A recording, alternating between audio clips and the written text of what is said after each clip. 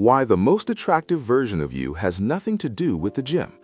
Chris was in the best shape of his life. 41 years old, 5 sessions a week. The kind of physical condition most men have his age would envy. By every measure the men's self-improvement space had handed him, the training, the discipline, the visible results, he was winning. And his partner of 7 years, Jade, was slowly losing interest in him. Not dramatically, not in a way he could point to. Just a quiet, gradual cooling that he kept trying to solve at the gym. He trained harder. He looked better. The distance kept growing. It was Jade who finally said it. Not unkindly, but clearly. You've been building your body for 3 years. When was the last time you built something between us? Chris did not have an answer. This is not an anti-gym video. The gym matters. Physical health matters. But what Chris was missing, what most men in his position are missing, is an understanding of the hierarchy. What actually drives deep, sustained attraction in a woman? Not the initial glance, but the kind that makes her want you more as time passes, rather than less. The research tells a different story than the one most men have been sold. This is that story. What men were told and why it is incomplete. The dominant narrative in men's self-improvement is seductively simple. Build your body, increase your income, project confidence, optimize your appearance. Pull the right variables in the right direction, and the outcome follows. This narrative is not entirely wrong. Physical fitness and confident presentation do matter. Research confirms they influence initial attraction, particularly in short-term contexts. The problem is the word initial. Evolutionary psychologist Dr. David Buss at the University of Texas draws a consistent distinction between short-term and long-term attraction cues.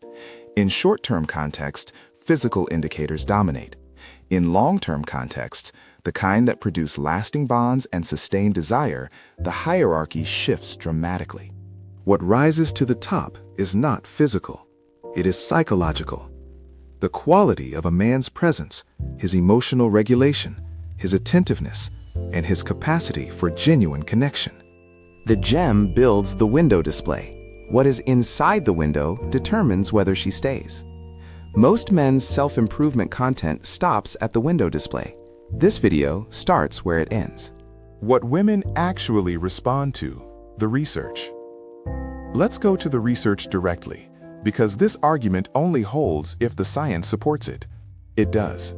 A landmark study published in the journal Personal Relationships by Dr. Marty Hazelton and Dr. Timothy Gangestad examined what women reported as most attractive in long-term partners across multiple dimensions: physical, behavioral, psychological, and social. Physical attractiveness ranked highly in initial assessment. By the time women were evaluating long-term partner quality, it had dropped to 5th place. What ranked above it? Consistently across cultures and demographic groups? Emotional stability, intellectual engagement, attentiveness, kindness, and what the researchers described as responsive presence. The demonstrated capacity to be genuinely there for a partner in moments that mattered. A 2010 study published in Psychological Science by Dr. Niall Bolger and Dr. Adam Zuckerman found that invisible support, the kind where a partner notices what is needed and provides it without being asked, was more strongly associated with relationship satisfaction and sustained attraction than any form of visible effort, including physical improvement. The man who notices she is overwhelmed and quietly handles something before she has to ask is doing more for his attractiveness than the man who adds another day at the gym. Dr. John Gottman's research at the University of Washington, which we have referenced throughout this series, found that emotional attunement was the single strongest predictor of a woman's sustained desire for her long-term partner. Not physical fitness, not financial status, the quality of his attention, the consistency of his presence, the reliability of his emotional availability when she needed it. The gym optimizes the body. None of these things can be built there. The science of presence.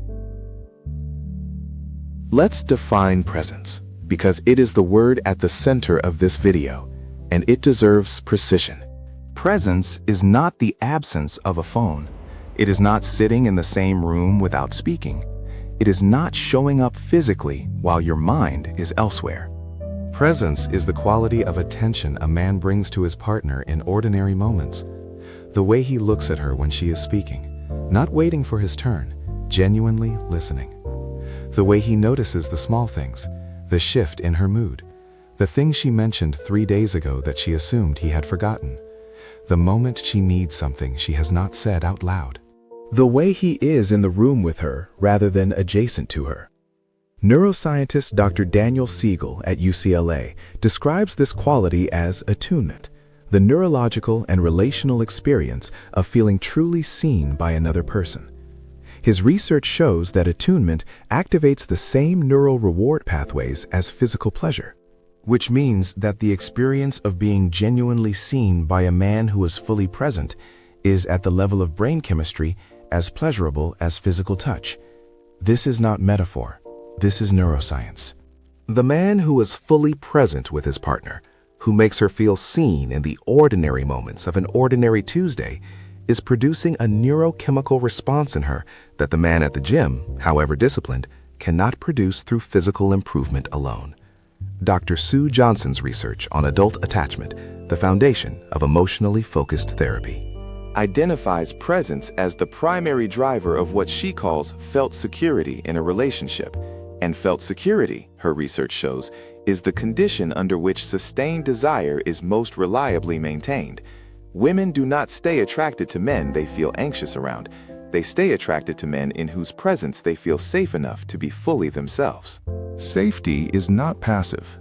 It is built, daily, in small moments, by a man who is genuinely there. Emotional regulation, the most underrated attractive quality. Here is the one that most men's self-improvement culture never addresses, and the one that the research consistently identifies as one of the most powerful drivers of long-term attraction: emotional regulation. The capacity to experience a difficult emotion, frustration, disappointment, anger, anxiety, without being controlled by it. The ability to stay grounded when the environment is demanding, to respond rather than react, to be the stable presence in a moment of turbulence rather than an additional source of it. Research published in the Journal of Family Psychology by Dr. James Gross at Stanford University, one of the world's leading researchers on emotional regulation, found that men who demonstrated high emotional regulation capacity were rated significantly more attractive by female partners in long-term relationship assessments than men with equivalent physical attractiveness but lower regulation capacity. Not slightly more attractive, significantly. Dr. Gross's research identifies emotional regulation not as the suppression of emotion, which research consistently shows is damaging to both the individual and the relationship, but as the intelligent, flexible management of emotional response. The man who can feel what he feels without weaponizing it, who can hold a difficult conversation without shutting down or escalating, who can disagree without becoming threatening, who can be challenged without becoming defensive. This quality, which cannot be built in the gym and is rarely discussed in men's self-improvement spaces, is one of the most consistently attractive things a man can develop. Because a woman who has spent years with a man who cannot regulate his emotions knows something viscerally. The body in the room matters far less than the energy it carries. Attentional quality, the thing she is always measuring. There is a quality of attention that women measure constantly, in real time, often without conscious awareness, in the men they are with.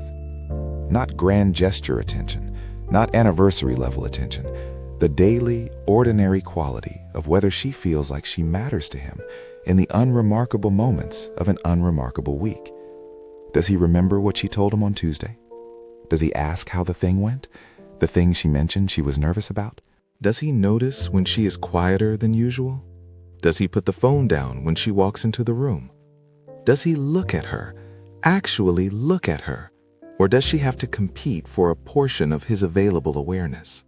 Research by Dr. Arthur Aaron at Stony Brook University on sustained attraction in long-term relationships found that what he called self-expansion, the experience of growing and being challenged through a relationship, was the strongest predictor of maintained attraction over time. And self-expansion, his research showed, is most reliably produced by a partner who is genuinely interested in you. Curious about your inner world, engaged with your experience, attentive to who you are becoming rather than fixed on who you were when you met. The man who is still curious about his partner 3 years in, who asks new questions rather than assuming he already knows the answers, is producing self-expansion. He is one of the most attractive people in her life, not because of what he looks like, but because of how she feels when she is with him. Dr. Esther Perel, relationship therapist and author of Mating in Captivity, one of the most important books written on sustained desire in long-term relationships, argues that desire is most reliably maintained not through familiarity, but through mystery and aliveness. The man who is still developing, who is curious, engaged, growing, remains slightly unknown to his partner in the best possible way, and what is slightly unknown remains slightly desired. The gym produces a body. Curiosity, presence, and emotional depth produce a man she cannot fully contain in her assumptions, and therefore cannot stop finding interesting. Where the gym fits and why this is not either or. Let's be precise about what this video is and is not saying, because the argument requires nuance. Physical health matters. It matters for energy, for confidence, for longevity, for the simple and important experience of feeling good in your body. A man who takes physical care of himself is investing in his capacity to show up, in his relationship, in his work, in every domain of his life. That investment is real and worthwhile. The argument this video is making is about hierarchy, not exclusion. Physical fitness is the floor. It contributes to initial attraction, to physical confidence, to the baseline energy that presence requires. No argument there. But presence, emotional regulation, attentional quality, curiosity, and the capacity for genuine connection are the ceiling. They are what determines whether a woman who was initially attracted stays attracted, and whether that attraction deepens over time rather than flattening into habit. Research by Dr. Lucy Brown at Albert Einstein College of Medicine, using fMRI imaging to study brain activation in long-term couples who reported sustained romantic love, found that the neural signatures of sustained attraction were most consistently associated with psychological and emotional qualities rather than physical ones. The couples who maintained deep attraction over years were characterized by genuine friendship, mutual curiosity, emotional safety, and what Brown described as the ongoing experience of being chosen. The men in those couples were not necessarily the most physically impressive. They were the most genuinely present. Build the body, absolutely, but build the man inside it with at least the same seriousness, because she is responding to both, and across time, the interior architecture matters more than the exterior one. Chris eventually understood this. He did not stop training. He stopped believing the training was enough. He brought the same discipline he gave the gym to the quality of his presence with Jade, the attention, the curiosity, the emotional availability. 18 months later, Jade told him something the gym could never have produced. She said, "I feel like I'm with someone who actually wants to know me." That's more attractive than anything else you've ever done. Let us wrap up here. The most attractive version of you is not waiting at the end of a training program. It is waiting on the other side of the work that most men's self-improvement culture never assigns, the work of becoming genuinely present, emotionally regulated, attentive, and curious, the work of developing the interior qualities that research consistently identifies as the most powerful drivers of deep, sustained, long-term attraction. The gym is a tool, a good one. Use it. But do not confuse the tool for the destination. The woman who chooses you, who stays choosing you, who finds you more attractive at 10 years than at 1, is not responding primarily to your body. She is responding to the quality of your presence in her life, the way you make her feel seen in small moments, the steadiness you bring when things are hard, the curiosity you still bring to who she is becoming, the safety of knowing that the man beside her is not just physically capable, but emotionally available. That man is not built in the gym. He is built in the daily, unglamorous, profoundly important practice of showing up, fully, attentively, and with genuine care for the person who chose to build a life with him. Here is your call to action. This week, identify one way you have been investing in your physical self that you have not been matching with an equivalent investment in your presence or your emotional development.